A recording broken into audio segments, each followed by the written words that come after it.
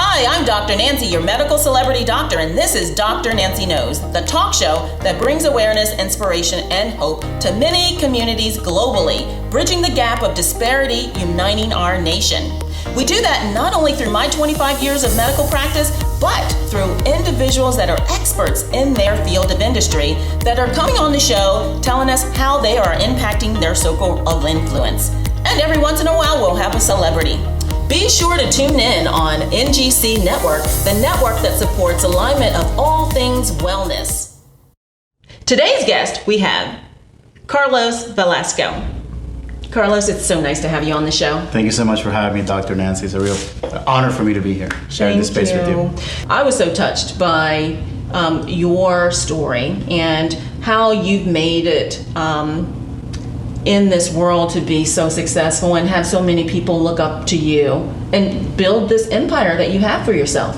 Thank you. Yeah, I mean, I think it's the story, right? I think that's the most important thing, is that the story defines you and helps you get to where you want to be with a clear sense of purpose and intention to do something meaningful. So I feel very fortunate to have had that type of story that I've had that's defined in my character, and it's ultimately defined my business. It's defined also the success that we are enjoying now with our brand and all the great work we're doing in the community.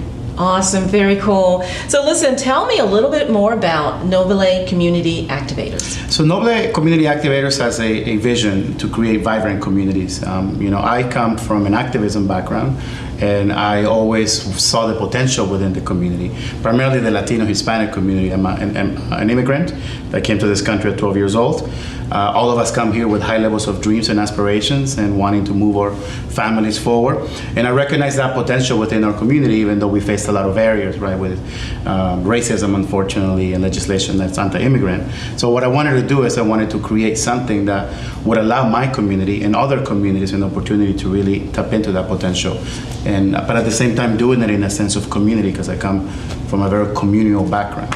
So that's really what the Nobile brand comes from and stands for, primarily. Well, that's very selfless act that you do. And, when you find your purpose, you walk in it and you impact many lives thereafter. If, you're out and about just trying to figure out what life's all about and really not really tapping into your true purpose, then, there are other people that are waiting for you to just kind of walk along and become this greatness with your gift. And gifts are meant to be given away. Right. And you have given and given so much. Tell us more. How do you identify in the community? There's different ways. I think, I come from Latin America and I identify myself as a Latino. There are folks in my community that identify themselves as Hispanic, some as Chicano, some as Latinx. And there's some of them that just don't want any type of definition. They define themselves as American or human. Or, nowadays I think all of us have this idea or desire to create our own definition. So for me, it's been Latino. Again, I feel like I come from Latin America. I carry a lot of those roots and culture because I came at the age of 12 to this country. So I just love the word Latino. Awesome. Now listen, you have a strong background in a sense of helping others. And give us a little bit of your background as a young boy when you came to the United States. Yeah, absolutely. So I was born, so I came to the United States when I was 12. Came in undocumented, came in through Tijuana because we couldn't get direct access. And I just went through this process of integration that every immigrant has to go through, learning the language, adapting to the culture. So there was just a lot of that shaped me into becoming, into kind of gaining a new sense of identity in this country that was really useful and has been really useful in the things that I do now. I took this course at ASU, a leadership course, where they talked about competitive advantage. And so much what they talked about was tapping into your story, saying what aspects of your story, of your life experiences provide you perspectives or provides you insight or provides you strength to understand that you may have something that some of your competitors may not have. So I've always looked at my experience of integration into this country as an advantage that I have, sometimes over other people who do the same work, because of the things that I've had to manage and handle and barriers that I've had to cross in order to propel my business forward. Yes, well, excellent example. Now, how does individuals get a hold of you, for one, and then what would your ideal client be? That's a great question. So our ideal client has been companies who are really are forward thinkers in the way that they want to develop the brand equity and the way that they want to integrate into communities. clients that are primarily that value relationship as a central focal point of their value proposition are great for us, because they're looking at us and saying, hey Carlos, we want to work with multicultural communities or the Latino community. We have a relational approach and we want to do this the right way. So we want to understand what their wants are, what their needs are, and we want to be able to shape our value proposition according to their needs. And it's not so much as saying, hey, we want to work with a Latino community that we don't understand, and here's what we developed, and now let's try to push it forward, right? So those type of clients have been ideal for us, are the ones that are really want to have a seat at the table, are looking at a long-term investment within the community, and are really preoccupied again with the relationship and preoccupied with the aspirations and dreams of those communities and how to properly align themselves with those. Very lucky. Tiffany and Bosk here, and Pinza, Arizona as well, and even a bank locally too, National Bank of Arizona. Can you give us an example of what your services provided to them that really interested you and impacted them? Yeah, again, our unique value proposition is centered around stakeholder engagement. So as these big organizations like Mass Mutual, National Bank, we've done work with OnQ, Nova Homeless.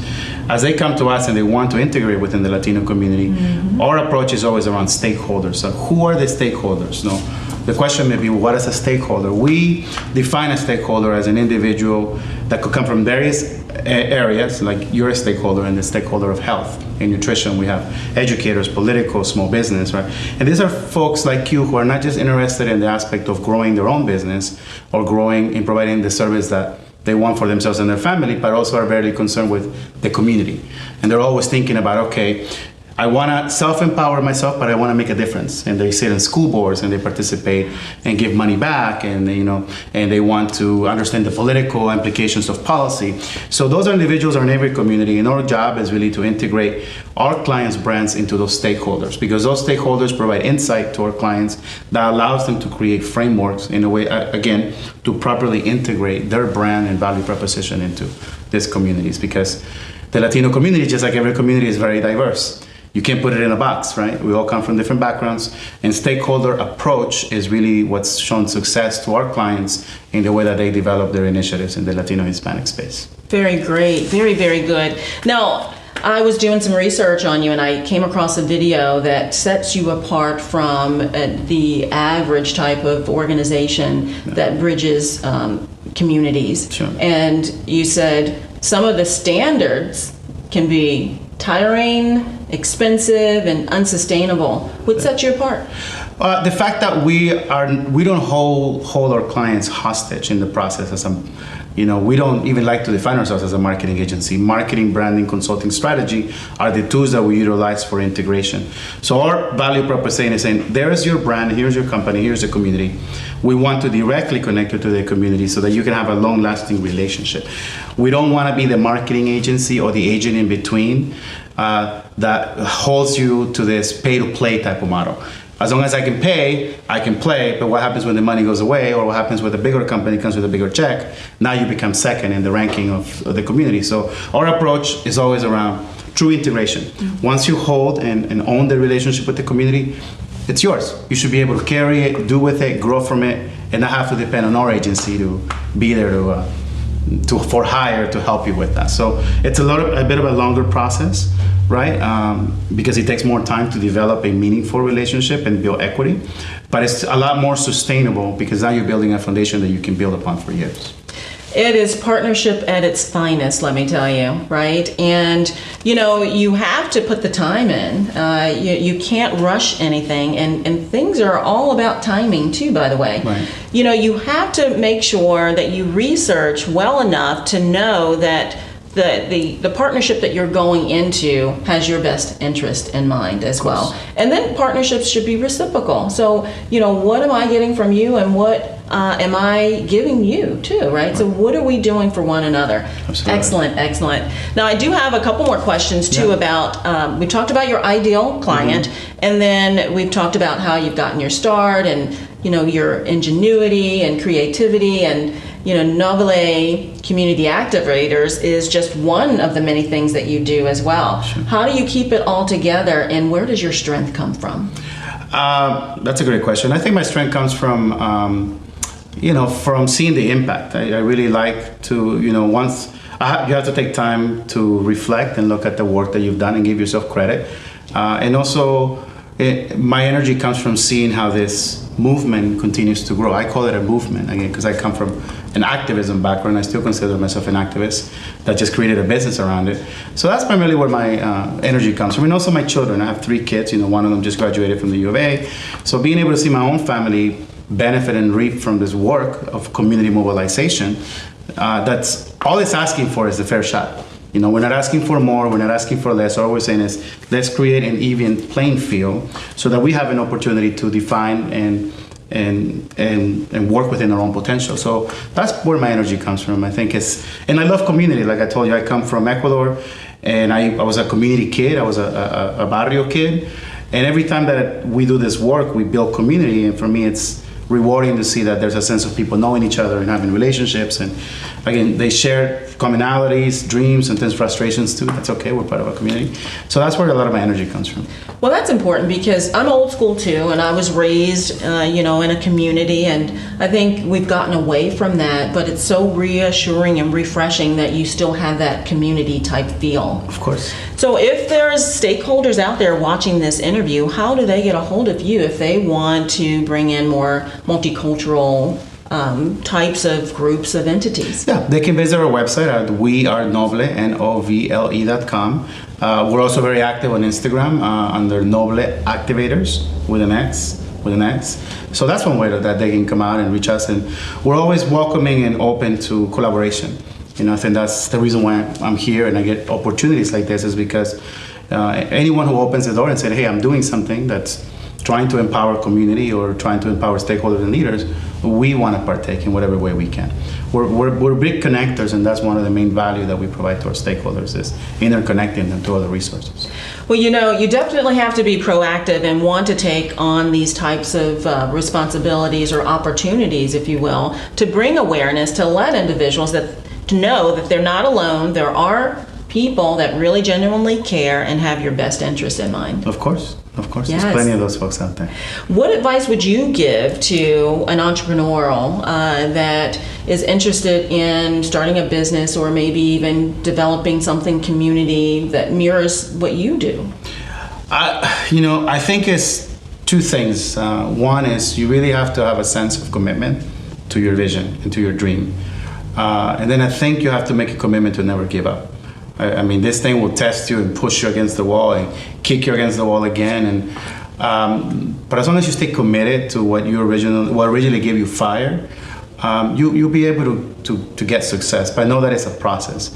I've been in this work for 17 years. I still don't believe that I have it all figured out. I mean, there's still so much more for us to do. But now that I've been in it for 17 years, and I ask myself, what's the key?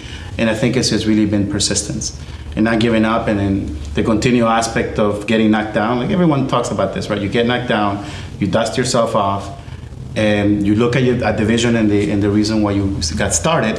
You have to light that fuel and then keep going. And eventually you become callous, right? And eventually you become stronger. And those things affect you less and less and less with time, because you know that as long as you don't give up, you're gonna be able to get to where you wanna go. Excellent advice. Practice makes perfect. Believe in yourself and know that success doesn't happen overnight. Yeah. Persevere and align yourself with individuals that pour into you as well. Absolutely. Mentors? Yeah, I have a few mentors. I mean, I have mentors in different spaces. I have business mentors. I have spiritual mentors. I have mentors that connect me. So I think having circles of influence and people who you can tap into.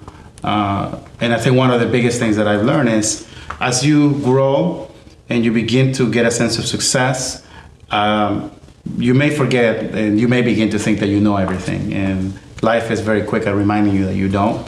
So it's very good to maintain a level of humbleness, being humble through this process, because if not, life will humble you really fast. So having mentors as part of that process for me is those things. And sometimes I go to my mentors and I be like, hey, I'm doing all these great things. And they're like, hey, come down, because here's what's happening. Here's how you have to look at things. So mentorship is extremely key to somebody who wants to, get to the get to some level of success. It's so true. You don't want to be around people that are yes people. You want people that give you the honest truth, that's constructive, that keeps you grounded at the end of the day. Right. And just know that you are a work in progress each and every day. Learn to forgive yourself and just know if you get to see another day, just be better than you were the day before. Right. That's absolutely right. Do you want to leave us with a favorite affirmation or a quote that you live by? You know, I think it's my, I was raised by my grandmother, and my grandmother, you know, in Latin America, they have this thing called dichos, which are just sayings, and she would always say that, el acomedido vive del escondido. So it was, the translation for that is really that you don't have to wait to serve, you don't have to wait to give. And as long as you are in a mindset of collaborating and helping, she would tell me, anytime that you're in a home, figure out something that you can do, create value for people. And then God will take care of the rest. So that's always been my mindset, is trying to figure out, whenever I'm in the room, I'm concerned with, like, how can I help? What can I do? How can I help without people asking me to help? You know, and all of that has just provided value back into my life, because people recognize that. People recognize, especially when people don't ask for your help and you're giving help. People are always willing to say, hey, that guy Carlos over there, I saw him, he came in. We didn't have to tell him. He picked up the trash that was around that. He helped us. What a great guy. How can I help him? So for me, it's always around extending help and providing value before even asking. And a lot of times, you just don't have to ask. Those things just come to you. So that's been an affirmation or a dicho that I've carried with me and has always been very valuable and useful in my life. That's perfect. Perfect. So thanks, Carlos, for having you on the show. Thank you so much, honestly. Remember, it's not only what Dr. Nancy knows, but it's who she knows. We'll talk again next week. Bye for now. NGC Network, the network that supports alignment of all things wellness.